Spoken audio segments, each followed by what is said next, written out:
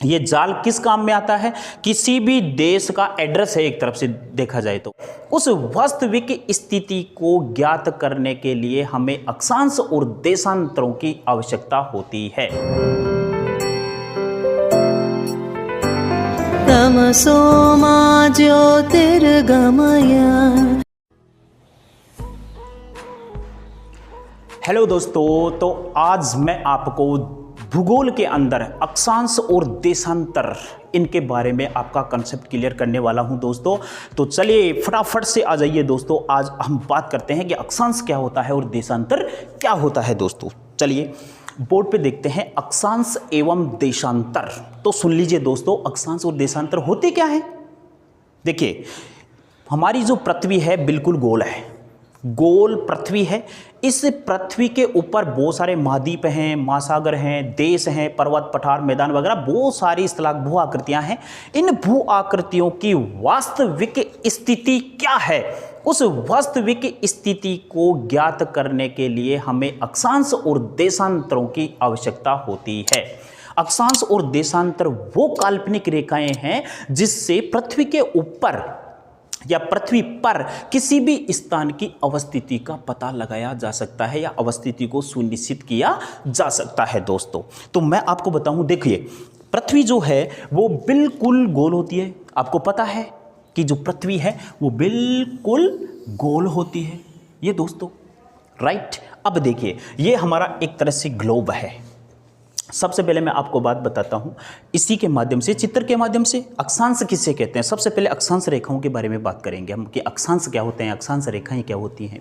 देखिए दोस्तों, ग्लोब पर पूर्व से पश्चिम तक खींची हुई समानांतर काल्पनिक रेखाओं को अक्षांश रेखाएं कहते हैं। समझ में आया दोस्तों क्या बोले? देखिए ये पृथ्वी है, पृथ्वी की इस तरफ हमेशा पूर्व दिशा होती है और यहाँ होती है पश्चिम दिशा। ऊपर हमेशा ध्यान रखना दोस्तों उत्तर दिशा और नीचे है दक्षिणी दिशा। ये हमारी पृथ्वी का स्वरूप है ग्लोब पर।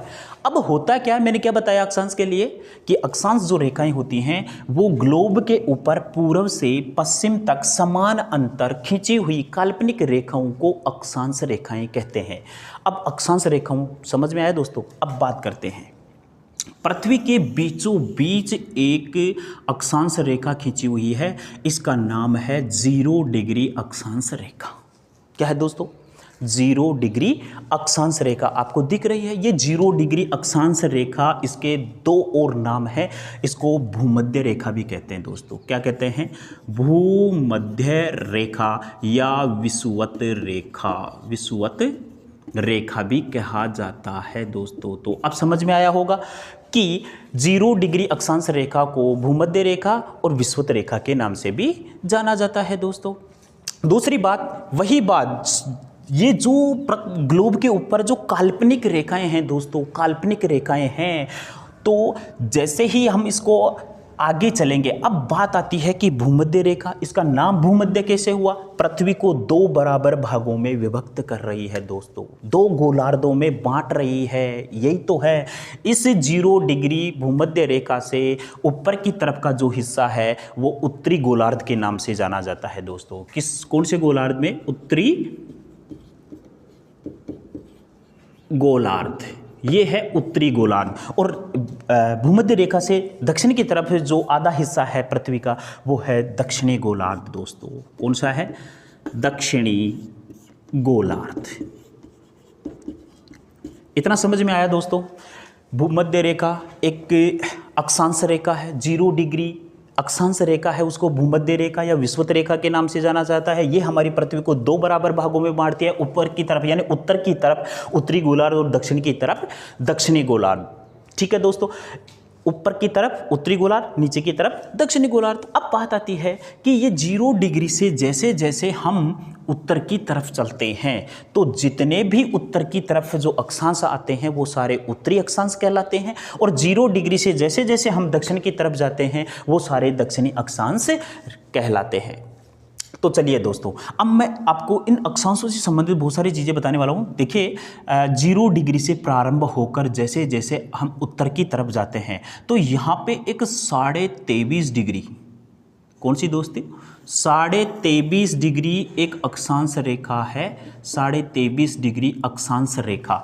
इसको उत्तरी गोलार्ध में कर्क रेखा के नाम से जाना जाता है दोस्तों। तो ये रेखा कौन सी हो गई दोस्तों, कर्क रेखा, कर्क रेखा। उसी प्रकार 0 से 23.5 डिग्री हम अगर दक्षिणी अक्षांश में दक्षिणी गोलार्ध में जाएंगे तो वहाँ पे भी आपको एक रेखा मिलेगी जो 23.5 डिग्री अक्षांश पे है, उसको कहते हैं मकर रेखा। इसको कहेंगे दोस्तों मकर रेखा। ये आपके अच्छे से समझ में आई होगी 10th तक है दोस्तों।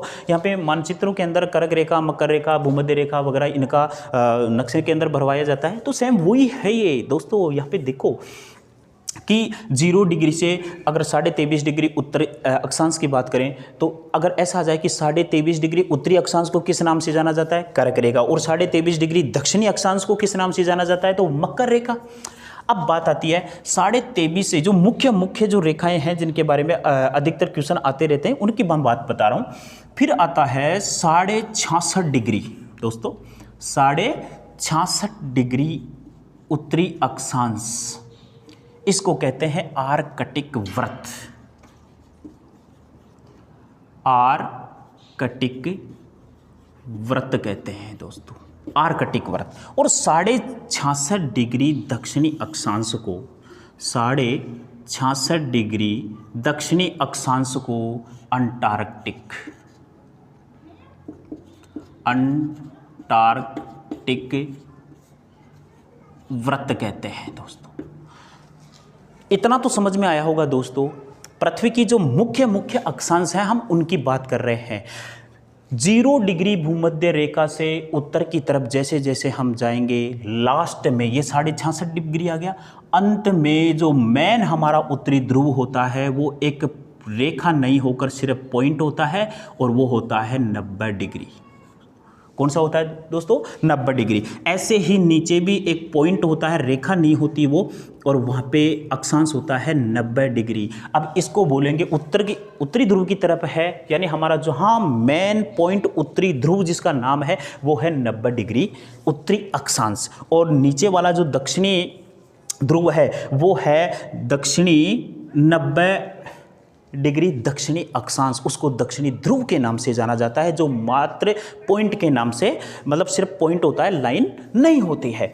अब बात आती है कि ये 66.5 डिग्री उत्तरी अक्षांश। अब देखो क्वेश्चन कैसे भी पूछ सकता है, 66.5 डिग्री उत्तरी अक्षांश को किस नाम से जाना जाता है, तो आर्कटिक व्रत। और अगर 66.5 डिग्री दक्षिणी अक्षांश के बारे में पूछ ले तो इसको बोलेंगे अंटार्कटिक व्रत दोस्तों। अब बात आती है यहाँ से जैसे ही अक्षांश कितने होते हैं, तो दोस्तों यहाँ पे देख रहे हो लास्ट में जो उत्तरी ध्रुव है वो 90 डिग्री है, तो 0 डिग्री से लेकर 90 डिग्री अक्षांश, यानी कि 90 अक्षांश तो होते हैं उत्तरी गोलार्ध में और 90 अक्षांश होते हैं दक्षिणी गोलार्ध में, यानी टोटल मिलाकर 180 अक्षांश होते हैं। तो ये अक्षांश जो होते हैं वो हमेशा ध्यान रखना दोस्तों, किसको दिखाएंगे, दूरी को। दूसरी बात अक्षांशों की कि 2 अक्षांशों के बीच दोस्तों कितने, 2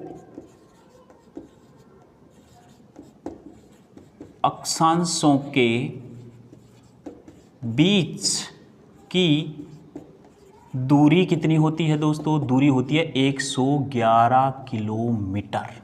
अब ध्यान रखना 2 अक्षांशों के मध्य की दूरी 111 किलोमीटर होती है, ये भी ध्यान रखना दोस्तों। अक्षांशों के बीच की दूरी भी कई बार पूछ लेते हैं, यानी जो अक्षांश, अगर अक्षांश और देशांतर पूछ रहे हैं तो अक्षांश और देशांतरों से संबंधित बहुत सारे क्वेश्चन बनते हैं दोस्तों। तो अगर पूछ ले कि उत्तरी गोलार्ध में कितने अक्षांश, 90 अक्षांश, दक्षिणी गोलार्ध में 90 अक्षांश, 23.5 डिग्री उत्तरी अक्षांश, कर्क रेखा 66.5 डिग्री उत्तरी अक्षांश आर्कटिक व्रत, और 66.5 डिग्री दक्षिणी अक्षांश अंटार्कटिक व्रत के नाम से जाना जाएगा दोस्तों। अब बात आती है देशांतर रेखा। दोस्तों देशांतर रेखाएं क्या होती हैं? उत्तरी ध्रुव को, यह है उत्तरी ध्रुव को दक्षिणी ध्रुव से मिलाने वाली काल्पनिक रेखाओं को देशांतर रेखा कहते हैं। अब यहाँ पे देखना, एक पूरा जाल बनेगा और अक्षांश और देशांतर रेखाओं का जो जाल बनता है उसे ग्रिड कहते हैं दोस्तों। ग्रिड जो होता है ऐसा, ग्रिड आया था एक बार क्वेश्चन, ग्रिड क्या है? तो ग्लोब पर अक्षांश और देशांतर रेखाओं का जो जाल बनता है उसे ग्रिड के नाम से जाना जाता है दोस्तों। अब बात आती है देशांतर रेखा। तो क्या बताया देशांतर रेखाओं के लिए? उत्तरी ध्रुव को दक्षिणी ध्रुव से मिलाने वाली काल्पनिक रेखा को देशांतर रेखा कहते हैं।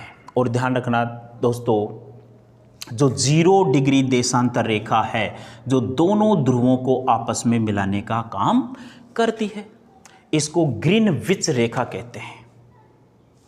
इसका नाम है ग्रीनविच रेखा, जो पृथ्वी को 2 गोलार्धों में बांटती है। ये भी 2 गोलार्धों में, एक पूर्वी गोलार्ध और दूसरा है पश्चिमी गोलार्ध, यानी कि 2 गोलार्धों में बांटने का काम कर रही है 0 डिग्री देशांतर रेखा, जिसको ग्रीनविच रेखा के नाम से जाना जाता है।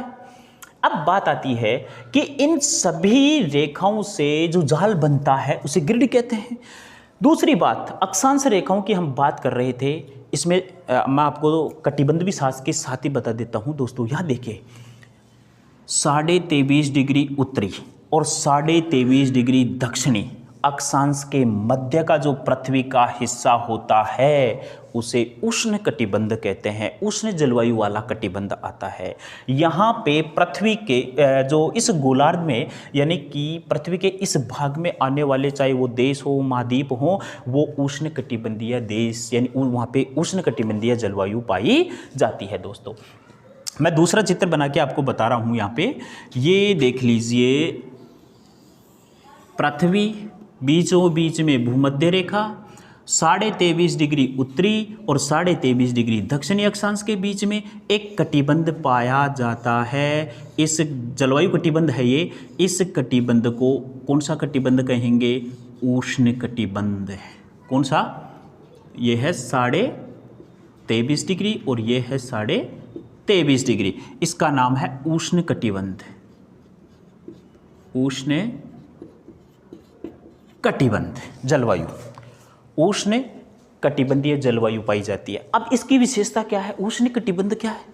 उष्ण कटिबंध का मतलब है वहाँ पे तापमान भी ज़्यादा होता है और वर्षा भी ज़्यादा होती है दोस्तों।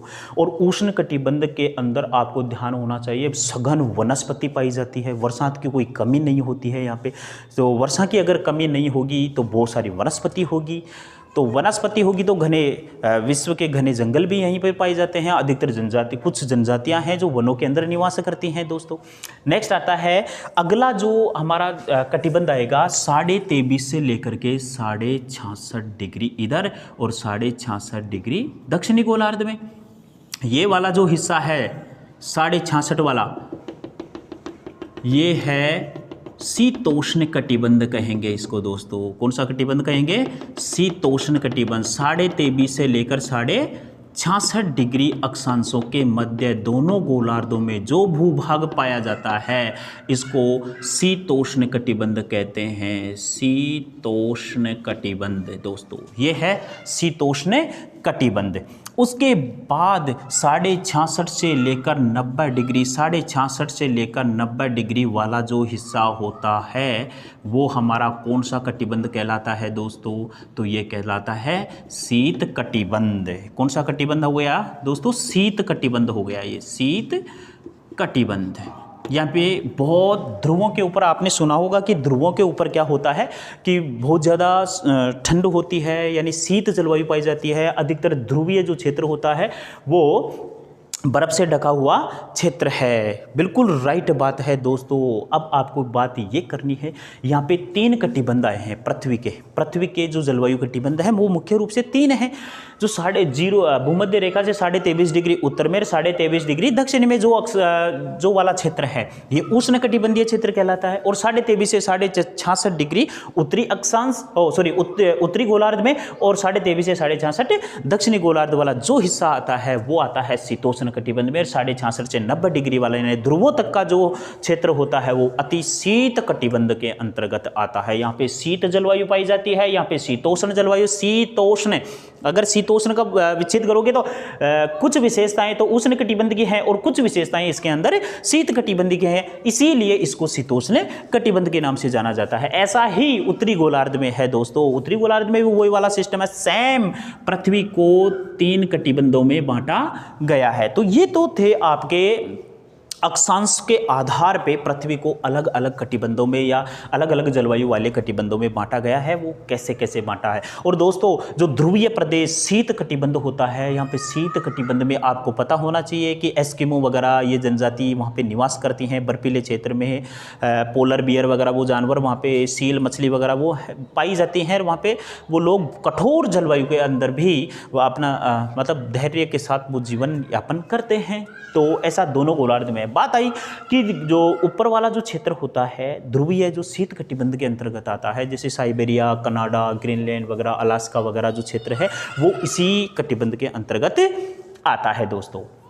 अब बात आती है, ये तो हो गया आपका अक्षांश टोटल, ठीक है दोस्तों। फटाफट से इसको रिपीट कर लो कि हमारी जो 0 डिग्री अक्षांश रेखा होती है उसको भूमध्य और विषुवत रेखा के नाम से जाना जाता है। 23.5 डिग्री उत्तरी अक्षांश को कर्क रेखा, 23.5 डिग्री दक्षिणी अक्षांश को मकर रेखा के नाम से, 66 डिग्री उत्तरी अक्षांश को आर्कटिक वृत्त के नाम से जाना जाता है, और 66 डिग्री जो दक्षिणी अक्षांश में है वो अंटार्कटिक वृत्त कहलाता है। हो गया काम। और जो जलवायु के कटिबंध हैं वो आपके सामने हैं। अब उसके अलावा बात आती है कि अब देशांतर रेखाएं क्या होती हैं। तो देशांतर रेखाएं बात कर रहे थे हम, टोटल देशांतर रेखाएं 360 हैं। यानी अक्षांश जो रेखाएं हैं, टोटल जो अक्षांश रेखाएं हैं वो अक्षांश रेखा है 180। अक्षांश कितने हैं? 180। और दूसरा आता है देशांतर। देशांतर कितनी है दोस्तों? देशांतर है 360। अब वो 360 कैसे हैं? 0 डिग्री जो देशांतर रेखा है वो उत्तरी ध्रुव को दक्षिणी ध्रुव से मिलाने का काम करती है। अब यहाँ पे देखिए, यहाँ जैसे ही मैंने कहा ना कि जो ग्रीनविच जो रेखा है, जो देशांतर है, उसके पूर्व वाला जो पृथ्वी का जो हिस्सा है वो पूर्वी गोलार्ध में आता है और पश्चिम वाला पश्चिमी गोलार्ध में आता है। अब यहाँ पे बात आती है कि इस 0 डिग्री देशांतर के पूर्वी गोलार्ध में जितने भी देशांतर हैं वो हैं टोटल कितनी है? 180। यहाँ पे इस गोलार्ध में 180, इस गोलार्ध में भी 180 देशांतर रेखाएं होती हैं, और ये वक्राकार होती हैं, समान अंतर नहीं होती। यहाँ पे अक्षांश रेखाएं बिल्कुल समान अंतर हैं, लेकिन देशांतर रेखाएं समान अंतर नहीं है दोस्तों। देखो कैसे हैं ये, देखो परिभाषा क्या आई थी? उत्तरी ध्रुव को दक्षिणी ध्रुव से मिलाने वाली काल्पनिक रेखाओं को अक्षांश रेखाएं कहते हैं। तो ये दोस्तों आपके सामने अक्षांश रेखाओं का जो जाल बन रहा है, अक्षांश और देशांतरों को मिलाकर के जो जाल बन रहा है, ये हो गया ग्रिड। क्या हो गया दोस्तों? ग्रिड। मैंने वैसे बिना काउंटिंग के वैसे बना के बता रहा हूँ दोस्तों, ऐसे मत समझ लेना कि आप सर ये 180 तो नहीं है। 180 नहीं, मैं वैसे आपको बता रहा हूँ कि उत्तरी ध्रुव को दक्षिणी ध्रुव से मिलाने वाली जो काल्पनिक रेखाएं हैं ये अक्षांश रेखाएं कहलाती हैं। अब बात आती है कि इस 0 डिग्री जो हमारी ये 0 डिग्री बिल्कुल सीधी जो देशांतर रेखा आ रही है, ये देशांतर रेखा के पूर्व में पूर्वी गोलार्ध और पश्चिम में पश्चिमी गोलार्ध। अब यहाँ से 180 इधर आती है, 180 डिग्री पूर्वी गोलार्ध में, 180 डिग्री ही दक्षिणी गोलार्ध में। लेकिन दोस्तों ध्यान रखना, ग्लोब के ऊपर जो ये 180 डिग्री देशांतर रेखा है वो 2 नहीं होकर, इसको तो जैसे अपने चित्र बना रहे हैं ना, गोल नहीं है, यहाँ पे चित्र बना रहे हैं, इसलिए दोनों तरफ 180 है। अगर इसको हम ऐसे फोल्ड करके अगर इसको गोल करेंगे तो ये जो 180 डिग्री है वो एक ही रेखा है दोस्तों। ध्यान रखना, एक ही रेखा है। और ध्यान रखना, ये जो देशांतर के जो व्रत हैं वो पृथ्वी को देखो वृहद व्रत, वृहद व्रत का मतलब है फिक्स पृथ्वी को 2 बराबर हिस्सों में जो रेखा बांटती है उसको वृहद व्रत के नाम से जाना जाता है, जिसमें एक तो है हमारी 0 डिग्री भूमध्य रेखा जो ऐसे करके दोनों तरफ से बिल्कुल गोल है, जो पृथ्वी को अलग अलग भागों में बांट रही है। अब बात आती है कि ये जो देशांतर रेखाएं हैं टोटल 360 हैं, 180 पूर्वी गोलार्ध में, 180 पश्चिमी गोलार्ध में। इतना समझ में आ गया होगा दोस्तों, मैं समझता हूं। आगे देखिए, अब बात करते हैं हम कि ये जो देशांतर रेखाएं हैं, जो इन देशांतर रेखाओं में बीच की दूरी का अंतर देखो दोस्तों, आपको पता है यहाँ पे जैसे जैसे हम सबसे अधिक दूरी 2 देशांतरों के बीच में मैक्सिमम जो दूरी होती है वो होती है भूमध्य रेखा के ऊपर, जो कितनी होती है 111 किलोमीटर दोस्तों। कितनी होती है 111 किलोमीटर, लेकिन वो भूमध्य रेखा पर होती है। भूमध्य रेखा के ऊपर दो देशांतरों के बीच जो अंतर होता है वो होता है 111 किलोमीटर। दूसरी बात आती है कि ये जो देशांतर रेखाएं हैं वो समय को निरूपित करती हैं दोस्तों, जबकि जो हमारी अक्षांश रेखाएं थी वो दूरी को निरूपित करती थी।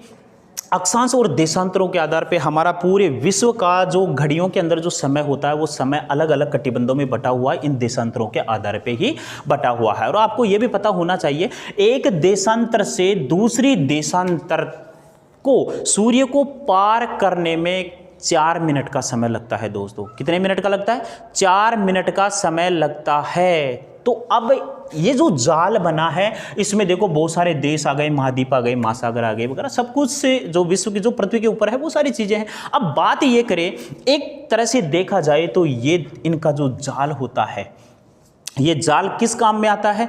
किसी भी देश का एड्रेस है, एक तरफ से देखा जाए तो वहाँ की उसकी स्थिति ज्ञात करने में इस जाल की ज़रूरत पड़ती है। जैसे मैं आपसे बात करूं कि ये पूरा ग्लोब है, पृथ्वी है, इसके ऊपर अगर माना जाए कि भारत की स्थिति कहाँ है इसमें देखिए। अब यहाँ देखिए ये कितने गोलार्धों में बट गया।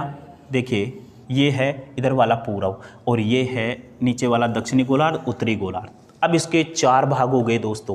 एक भाग तो हो गया उत्तरी ध्रुव से लेकर के और यहाँ पूर्व तक ये वाला हिस्सा, तो इसको कौन सा गोलार्ध बोलेंगे? इसको बोलेंगे दोस्तों, यहाँ पे उत्तर दिशा है, ये पूर्व दिशा है, तो उत्तर पूर्व के अंदर एक 90 डिग्री का हिस्सा, ये पार्ट आ गया एक पृथ्वी का, तो इसको बोलेंगे उत्तरी पूर्वी गोलार्ध। क्या बोलेंगे दोस्तों? उत्तरी पूर्वी, इन दोनों दिशाओं के बीच में है ना, उत्तर और पूर्व के बीच में, तो उत्तरी पूर्वी गोलार्ध। ऐसे ही हम जब से इसके विपरीत चलेंगे तो ये हो गया उत्तर और पश्चिम के बीच में, उत्तर पश्चिमी गोलार्ध, तो इसको बोलेंगे हम उत्तर पश्चिमी गोलार्ध। ये वाला है उत्तर पश्चिमी गोलार्ध। फिर आ जाओ, यहाँ पे आ जाओ, तो ये कौन सा आ गया? पश्चिम और दक्षिण के बीच वाला हिस्सा है, तो दक्षिणी पश्चिमी गोलार्ध। क्या हो गया? दक्षिणी पश्चिमी गोलार्ध। और ये वाला जो हिस्सा है 0 से ये वाला, ये हो गया 2 दिशाओं पूर्व और दक्षिण, तो दक्षिणी पूर्वी गोलार्ध, दक्षिणी पूर्वी गोलार्ध। ऐसे करके हमारी पृथ्वी 4 मुख्य गोलार्धों के अंदर बट गई। 2 तो वैसे मुख्य हैं, उत्तरी गोलार्ध, दक्षिणी गोलार्ध, पूर्वी गोलार्ध, पश्चिमी गोलार्ध, ठीक है। लेकिन अगर अब बात करते हैं कि हमारा देश इस ग्लोब पर, हमारे देश की स्थिति क्या है, तो बताइए भारत जो है वो कौन से गोलार्ध में और कौन कौन से अक्षांशों के या देशांतरों के बीच में स्थित है? अब देखिए भारत का एड्रेस यहाँ पे मैं बता रहा हूँ आपको, एड्रेस कि भारत कहाँ है। यहाँ पे हम बात करें भारत इसमें पूरे में कहाँ है, तो उसका एड्रेस, इसके लिए आपको भारत का अक्षांशीय और देशांतरीय विस्तार का पता होना चाहिए। अक्षांश और देशांतर का विस्तार कितना है? तो देखिए भारत का अक्षांश कितना है? 8 डिग्री 4 मिनट से 37 डिग्री 6 मिनट पूर्वी। क्या है आगे? क्या आता है? पूर्वी। 8 डिग्री 4 मिनट से पूर्वी नहीं, उत्तरी अक्षांश, उत्तरी अक्षांश। और 68 डिग्री 7 मिनट से 97 डिग्री 25 मिनट पूर्वी देशांतर। ये देशांतर जो है वो पूर्वी है। अब यहाँ पे देशांतर, अब इसी एड्रेस को आप यहाँ पे ढूंढना है, इंप्लीमेंट करना है। यहाँ पे करो, कैसे करेंगे? देखो सबसे पहले हम अक्षांशों को ढूंढते हैं कि ये अक्षांश कहाँ है इस ग्लोब के ऊपर। तो 8 डिग्री 4 मिनट से 37 डिग्री 6 मिनट, 8 डिग्री 4 मिनट। तो देखिए दोस्तों, ये 0 डिग्री भूमध्य रेखा है। 0 डिग्री से हम मान लेते हैं आगे, तो ये तो 23 है, लेकिन यहाँ से हम मान लेते हैं कितना, 8 डिग्री। तो 0 1 2 3 4 ऐसे मान लेते हैं। तो ये अपनी ये लो 8 जो है लगभग यहाँ से मान लेते हैं अपन, ये लो 8 डिग्री और 4 मिनट से 37 डिग्री। अब ये 23 है, 23 से ऊपर होगा, तो ये लो 37 डिग्री, राइट। लगभग ये 23.5 डिग्री है, तो ये 37 डिग्री के लगभग होगा। तो ये तो हमारे भारत का क्या हो गया, अक्षांशीय विस्तार। दोस्तों क्या हो गया, अक्षांशीय विस्तार। अब जैसे यहाँ पे एक अक्षांश आती हैं पूरी टोटल, अगर सभी 90 की 90 अक्षांश हम अगर खींचा जाए तो यहाँ पे देखो स्पष्ट दिखेगा नहीं, बहुत बारीक बारीक सा हो जाएगा। वैसे मैं आपको आइडिया से बता रहा हूँ यहाँ पे। अब आता है 68, ये देखो उत्तरी अक्षांश था, तो हम उत्तर की तरफ भी तो गए, दक्षिण में क्यों नहीं गए, क्योंकि हमारी जो भारत की स्थिति है वो 8 डिग्री 4 मिनट से 37 डिग्री 6 मिनट है। और जो भी उत्तरी अक्षांश है, दक्षिणी अक्षांश होता तो हम दक्षिण की तरफ जाते, लेकिन यहाँ पे उत्तरी अक्षांश था तो हम उत्तर की तरफ गए, उत्तर की तरफ बढ़ते गए आगे। अब आता है पूर्वी देशांतर। तो पूर्वी देशांतर कहाँ है, इस 0 डिग्री ग्रीनविच से इधर इस तरफ पूर्व की तरफ है, तो वो पूर्वी देशांतर है, सारी इधर वाली है पश्चिमी। तो हमारा है 68 डिग्री 7 मिनट से। तो 68 डिग्री आपको ढूंढना पड़ेगा यहाँ पे। जैसे हम 10 20 क्या 20 मान लेते हैं, 20 और 20 40 नहीं, वो भी बहुत ज़्यादा हो जाएगा, 4 मतलब 40 मान लेते हैं कि ये आ गया आपका, ये आ गया यहाँ पे 68 डिग्री 7 मिनट, 68 डिग्री 7 मिनट से 97 डिग्री 25 मिनट। तो आगे जाओ, ये 180 है, तो आपको यहाँ पे 97 डिग्री तक आपको जाना है। अब ये आपका टोटल भारत का एड्रेस इस ग्लोब के ऊपर, इस पृथ्वी के ऊपर भारत की जो ये स्थिति है वो यहाँ पे है। आगे या बात, ये लो भारत जो है वो इनके बीच में है, ये लो। इसी प्रकार से पूरी पृथ्वी के ऊपर आपको किसी भी स्थान का या किसी भी देश का, राज्य का, अगर आपको अक्षांश और देशांतरीय स्थिति का पता है तो इस पूरे ग्लोब के ऊपर आप उसको इंकित कर सकते हैं, उसको ढूंढ सकते हैं, वहाँ तक पहुँच सकते हैं। ये है एड्रेस किसी भी देश का, किसी भी, चाहे कोई सी भी भू आकृति हो, कोई भी देश हो, महाद्वीप हो, महासागर हो, उन सब की स्थिति का पता जो है वो अक्षांश और देशांतरों से लगाया जा सकता है। इसीलिए अक्षांश और देशांतर को हमारे यहाँ पे ग्लोब के ऊपर बनाया गया है दोस्तों। तो दोस्तों ये था अक्षांश और देशांतर का जो चैप्टर था, वो अपना कॉन्सेप्ट जो था वो मैंने आपको बताया है। आगे आपको अध्ययन करना है 11वीं की ज्योग्राफी के अंदर, भूगोल के अंदर, ये सब मैटर वहाँ पे दिया हुआ है दोस्तों। तो उसको आप अच्छे से तैयार करना है आपको, अक्षांश और देशांतरों को।